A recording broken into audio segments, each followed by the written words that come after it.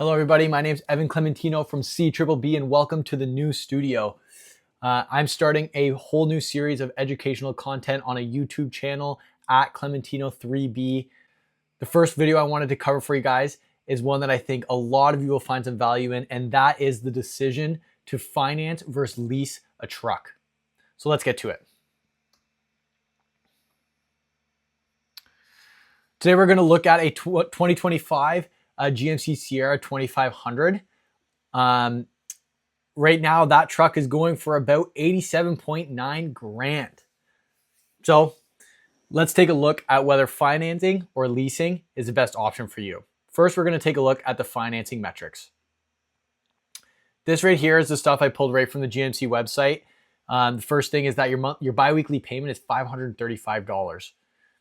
Interest rate 4.44%. And for the duration, 84 months or 7 years, okay? The next thing I wanted to break down for you quickly is the tax savings. So this is often the big question with financing versus leasing is what's better from the tax perspective. And realistically, the huge difference is that when you finance an asset, that payment, that 87 grand, cannot be deducted in the year that it is made. You can't get 87 grand worth of tax deductions in the year that you purchase the truck. You have to spread that over a said duration. In this example, we're going to spread it over the 7 years of owning the truck. So you can see that in accordance with the CRA's guidelines for depreciating an asset, the first year you could get tax savings of 1.9%, or sorry, 1.9 grand. It jumps up to 3.36 grand in the second year, and then it starts to dwindle down after that in accordance with the depreciation rules. Over 7 years, you'll have an estimated tax savings of $11,800. Not bad. The remaining asset value in the eyes of the government would be $8,790, which inherently isn't extremely valuable, but will be important when we consider the resale value of that truck. Okay, now let's take a look at some of the important metrics, mainly the total cost of this financing plan. I left these cells blank for you because I wanted to run through the calculation quickly with you. It's super easy. The total payments that you'll make is the biweekly payment times 26 weeks in a year times 7. $97,370 paid over the duration of 7 years. Now to calculate the interest, you take that total payments amount and you subtract the truck value. That's more or less what you've paid in interest over the 7 years. That's 9.5 grand. Then we consider selling the truck. We assume we can sell the truck for 10 grand. Let's actually write that in here. 10 grand resale value. You'll pay a little bit of tax on that sale. So you can recoup another 9.8 grand in value. That will bring your total cost after the resale to $75,684. The truck was worth 87 grand. Total cost to you after selling it, taking advantage of the tax savings, and also considering the interest, 75.6 grand. Not bad. Now let's take a look at the lease. So one of the biggest differences here with the lease versus the financing is the monthly payment. The lease monthly payment, or sorry, the biweekly payment is generally a bit higher. The interest rate quite significantly higher, over double. And the lease has conditions. So the first condition is that you can only drive 16,000 kilometers a year. The second condition is that you have a purchase option. So at the end of the 4-year lease, you can buy this truck for 45 grand. We'll cover the purchase option in the second half of this video. Let's just run through this first. A notable difference between the financing versus the leasing is that the tax savings on the lease are higher than the financing. And that's because the tax savings on the yearly basis are consistent. In a lease, like I said, you spread those tax savings according to the CRA rules over some said duration, whereas with the lease, the actual lease payments themselves are tax deductible. And because of that, we can estimate consistent tax savings over the duration of the lease. This, by the way, is an assumption that after 4 years, you're going to release the same truck under the exact same terms, so the same price, the same biweekly payment, same interest rate. Um, and then we take the total cost of 7 years. So almost 75% of the way through that second lease term. So now when we do the total payments, this is just gonna copy the same formula that we did over here. So your total cost, $111,000. And in interest, you're gonna pay 23.8 grand for the lease. So well above the financing term. You're not gonna resell the truck, so your total cost after the resale or the non-resale is 94.9 grand, almost 95 grand. And you're looking at almost 20 grand extra for the continuous lease option versus the financing option. That's huge. 20 grand is huge. Now, why would you pay that much? Well, there is some benefits to leasing that we need to discuss in order for you to determine if it's right for you. The first is the convenience. So if you're the kind of person that knows you're going to get a new truck every 4 years or maybe even less, the lease option can be really convenient because you don't have to buy the truck and then worry about playing the used truck market in order to recoup your investment. You simply soak the cost of that lease and you drive into the dealer at the end of 4 years, you pick up the newest model and you're set. It could be really important to your brand image to have that really expensive truck, that nice flair. So that might be your play. And in that case, the lease option might make sense for the cost of 20 grand. Of course, the financing is cheaper on the biweekly payment front and cheaper overall. Plus, you have more flexibility in terms of discretion on what to do with the asset. You can sell it whenever you want. You can make your modifications.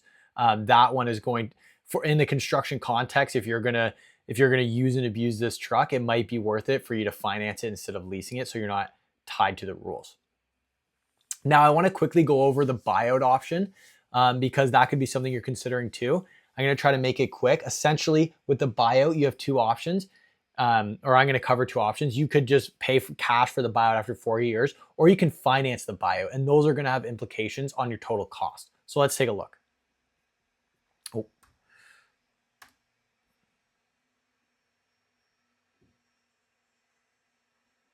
As you can see here, the monthly payment for the first 4 years is the same. If you're going to finance that buyout, so you're going to finance 45 grand after 4 years, your monthly payment is going to jump to $672. So an increase in the monthly payment for the last 3 years.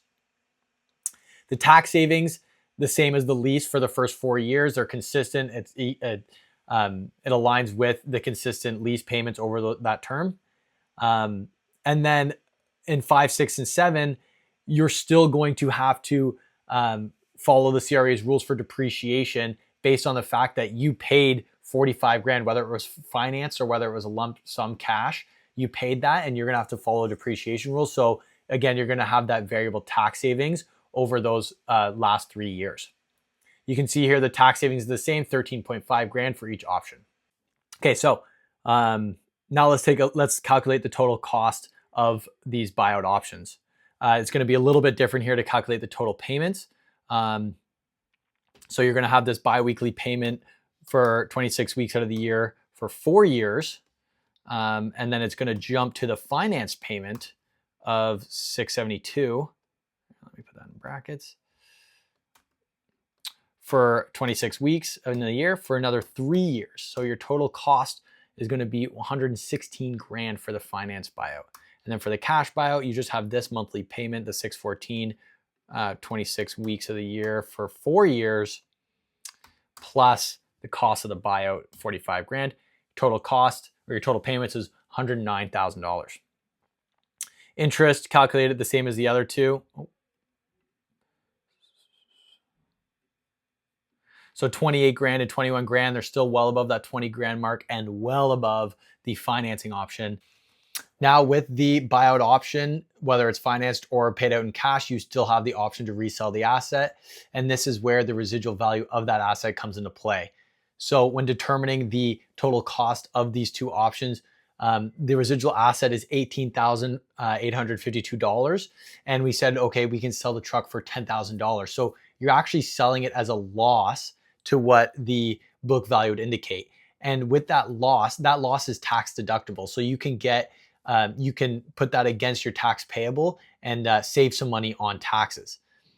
specifically, with this option, you sell it for 10 grand, plus you have the additional $1,327 in tax savings that go towards your total, minimizing your total cost for this option. So now let's break down, here's the verdict here. Let's break down the total cost of each option. As we mentioned here, you have 75 grand, almost 76 grand for the finance option. So that's easily comes in first place. Second place here, you have the cash buyout at 84 grand. And then third place is the finance buyout. And in last place here, we have the recurring lease. I'll just put that as orange as well. Now, the question still remains, and that is, what's best for you, leasing or financing that truck? I want to bring in one other avenue in which you can do that, and that is paying for the asset in cold hard cash. Of course, you avoid interest payments, you have no ties to the bank, you buy the truck and it's yours. Now, some people sit in the camp that cash is king. And what that means is that financing can be favorable even though you face interest, simply because the cash that you have today is more valuable than cash that you have tomorrow. Keeping that cash in the bank, having the flexibility to deploy it the way you'd like, is an advantage of financing or leasing. You make the monthly payments instead of just paying it all out at once. Nonetheless, we're focusing on financing versus leasing. And as you saw the results, financing is the cheapest option.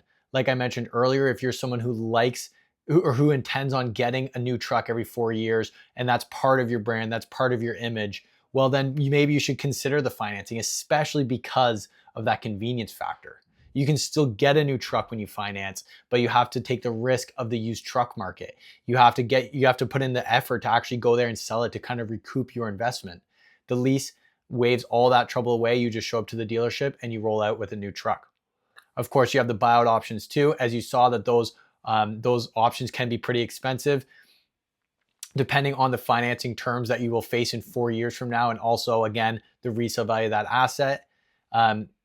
If my judgment counts in the matter at all, I'm a fan of the financing option. I think that having the control over your asset, the discretion to do what you'd like with it, is super important. I don't need the flashy truck. I would rather be financially minded. But like I said, I'm not everybody. And having that brand new truck every 4 years, paying for that convenience of having that, is definitely a considerable aspect of the game. So I'll leave you with that. If you find yourself having more questions, please drop them in the comments or reach out directly. I intend on making a tool for you to use to make this decision for yourself. It can be, it'll consider your specific considerations and help you decide what option is best for you. If you're interested in that, please let me know. I will begin making it right away, and I can share that with you. I can share the link in the comments. And of course, this, along with all of my other free resources, will be shared to my website, clementino.ca. Thank you for watching. Please like and subscribe. Please drop any feedback if you have any. There's more to come here, so stay tuned. Thanks.